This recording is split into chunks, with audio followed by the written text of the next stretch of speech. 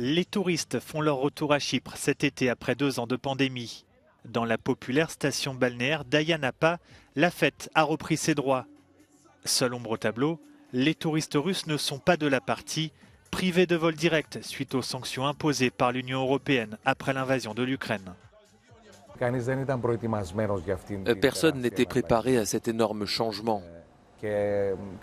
C'est un problème très difficile à gérer.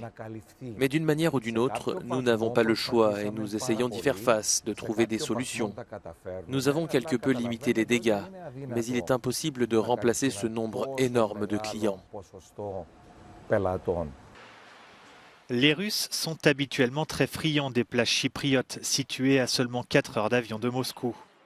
Ils étaient pas moins de 800 000 en 2019 avant la pandémie et plus de 500 000 l'an dernier malgré les mesures anti-Covid en vigueur.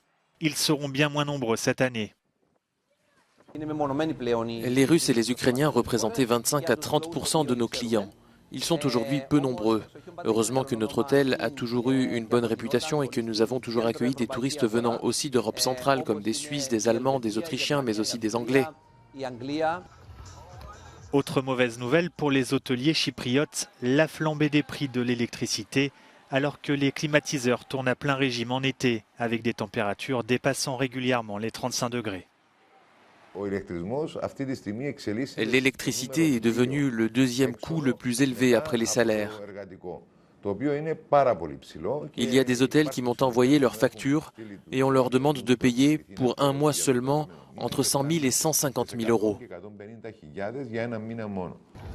À Chypre, c'est donc tout le secteur du tourisme qui est impacté par la guerre en Ukraine. Un secteur clé qui représentait 15% du PIB du pays avant le début de la pandémie du Covid-19.